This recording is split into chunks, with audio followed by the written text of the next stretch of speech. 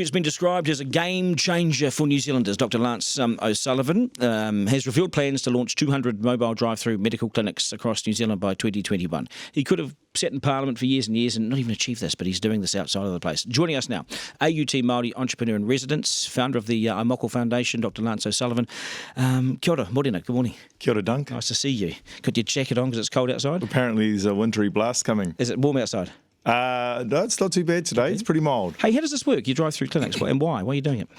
Look, I was in Kaitaia about 2 weeks ago. It was 3 o'clock in the morning. I woke up and went, this is it. It was a eureka moment. I'm trying to look at how we can, transform, healthcare, right? And so I have one of the bros is up in China and does a bit of work around container type homes, and I thought, well, hey, look, this is what we're trying to do with primary care, right? Healthcare is make it more available, more accessible, and convenient. So I went up to China about 3 days later and went to a few factories, and we've got one being built there that will be delivered here. And I hope Jacinda will come and open it for us in Rotorua in October, November. We'll get the message. I mean, if you can get a Tokyo, you can get a Rotorua, can't you? Yeah, well, I hope so. Yeah. Hey, so how do they work? So there'll be a container.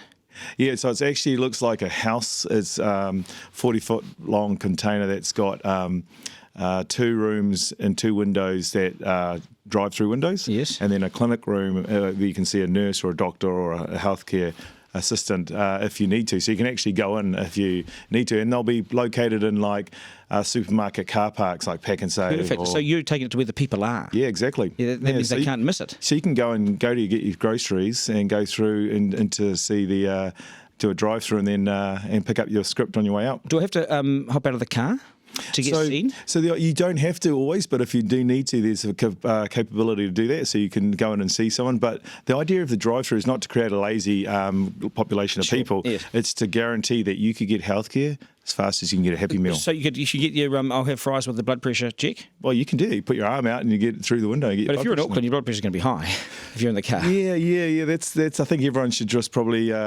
get given some blood pressure meds when they move to Auckland, yeah.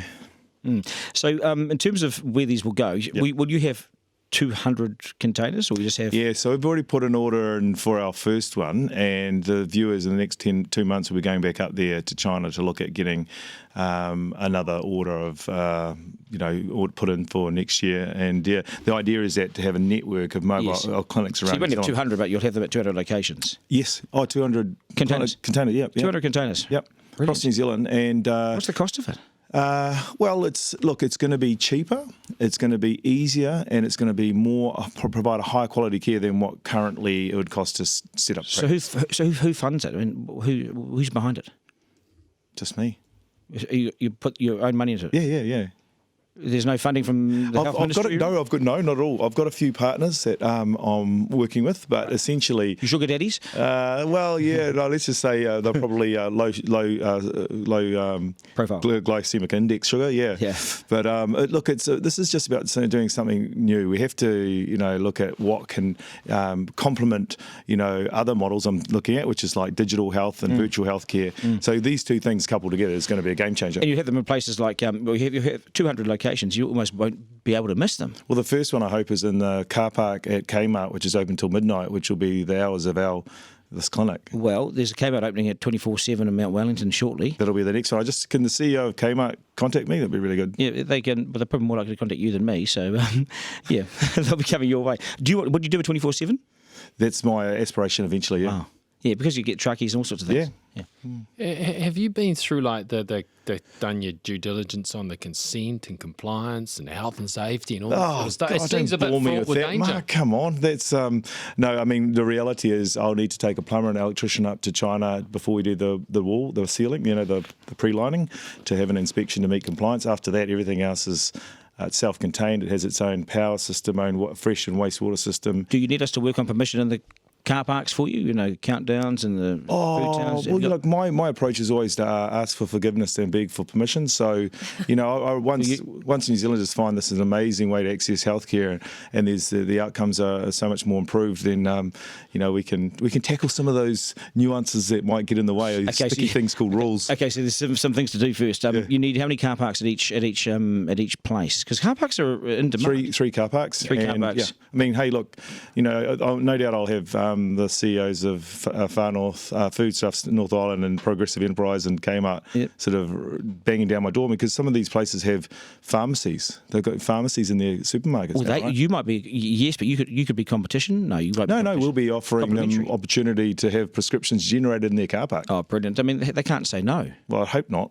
If they say no, then we've got a problem. Yeah, There's a because problem what too. happens if they say no? Seriously. Look, I always work on the assumption that the reasons why to do things rather than the why not.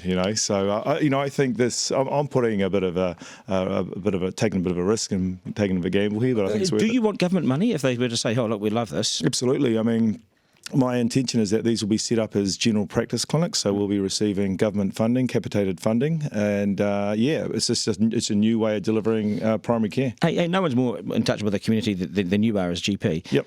Uplifting of babies. Yeah. Must it be like that, or is there a better way? Children must always be safe, okay, and whatever that takes. I have looked after a baby who was murdered during my time. I was an emergency doctor in Kaitaia. 2-year-old child was killed, murdered by her mother. I spent 2 hours trying to save her, and she died in a CT scan in Auckland Starship Hospital. I have been traumatised by that, by child abuse in New Zealand. The first question always has to be the safety of the child.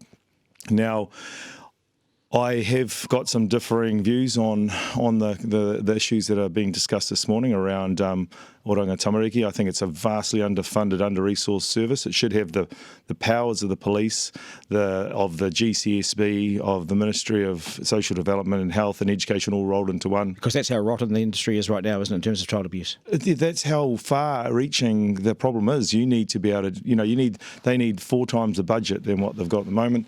I think if I know of a child that's in a at-risk environment, they should be removed as soon as possible. Is this a Māori problem or it's a New Zealand problem?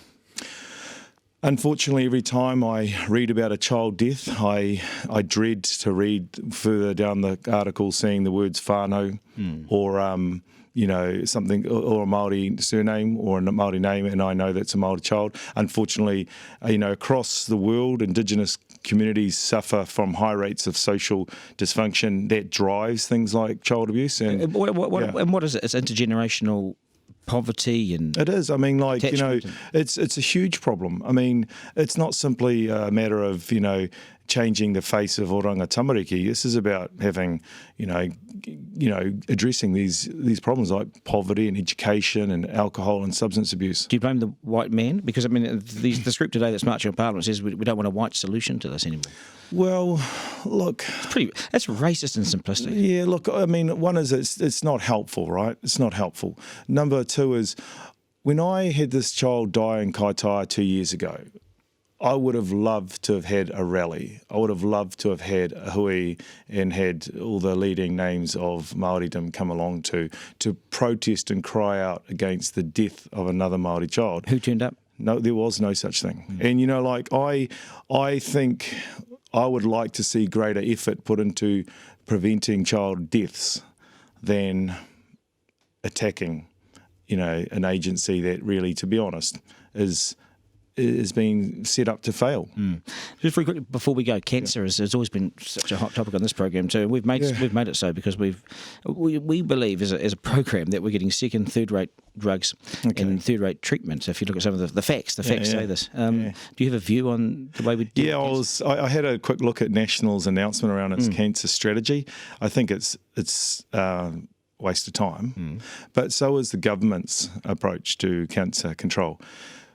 If I was the Prime Minister, I would be able to save $1.9 billion a year. I would be able to save 1,000 preterm babies being born straight away in the first year of office, and I'd be able to save up to 4,000 to 5,000 lives per year with a master stroke of a cancer strategy.